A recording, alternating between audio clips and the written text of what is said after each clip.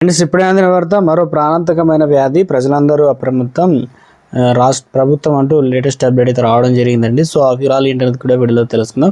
Video చివరి చూడండి, అర్థమవుతుంది. మొదటిసారి ఛానల్ వస్తే తప్పకుండా సబ్స్క్రైబ్ చేసుకోండి. చూస్తున్నారు కదా, లైక్ చేయడం మర్చిపోతున్నారు, వెంటనే లైక్ చేయండి. వీడియోలోకి అయితే వెళ్ళిపోదామండి. ఇక ముఖ్యంగా చూసుకున్నట్లయితే కేరళలోని కోలికోడ్ జిల్లాలో షిగెల్లా వ్యాధి వేగంగా వ్యాప్తి చెందుతుంది. అసలు ఏం జరుగుతుంది ఏంటని చూసుకుందాం. పెనువాయల్లో గ్రామ పంచాయతీ పరిధిలో ఎలంజికల్ ప్రాంతంలో, అదేవిధంగా ఇక్కడ వచ్చేసి షిగెల్లా ఇన్ఫెక్షన్ కేసు అనేది వేగంగా పెరుగుతుంది. అసలు ఏంటని చూసుకున్నట్లయితే బుధవారం సేకరించిన నమూనాల్లో మరో 12 మందికి వ్యాధి సోకినట్లు ఆరోగ్య శాఖ నిర్ధారించింది. కొత్తగా నమోదైన కేసులో ఎక్కువ శాతం మంది గతంలో వ్యాధి బారిన పడిన వారి బంధువులేనని అధికారులు గుర్తించారు. తాజా కేసులో కలిపి ఈ ప్రాంతంలో బాధితుల సంఖ్య గణనీయంగా పెరిగింది. అంతకుముందుకు 4 వ్యాధి సోకక వారిలో ఒక చిన్నారి మరణించడం స్థానికంగా ఆందోళన కలిగిస్తుందన్నమాట. ఇక షిగెల్లా అనేది కలుషితమైన నీరు మరియు అపరిశుభ్రమైనటువంటి ఆహారం వల్ల వ్యాపించేటువంటి తీవ్ర జీర్ణకోశ వ్యాధి అనమాట. ఇక్కడ మనకు అప్డేట్ అయితే ఇచ్చారు.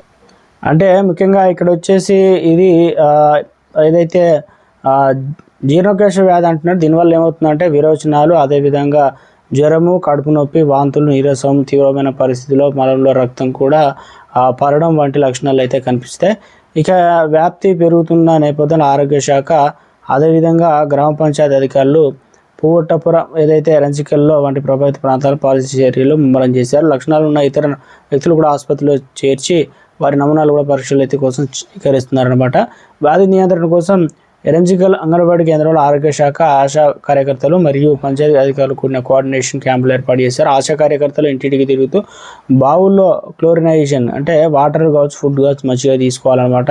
అదేవిధంగా మొత్తం వాటర్తోనే వస్తుంది కాబట్టి ఫుడ్ సేఫ్టీ అధికారులు హోటళ్లు, తినుబండాలు, దుకాణాలు తనిఖీలను అయితే నిర్వహించి అపరిశుభ్రంగా ఉన్నటువంటి 3 షాపులను కూడా మూసివేయాలని చెప్పేసి ఆదేశించారనమాట. అదే త్వరితగతిన స్పందించి ఒక ర్యాపిడ్ రెస్పాన్స్ టీంని కూడా రంగంలోకి దించారనమాట.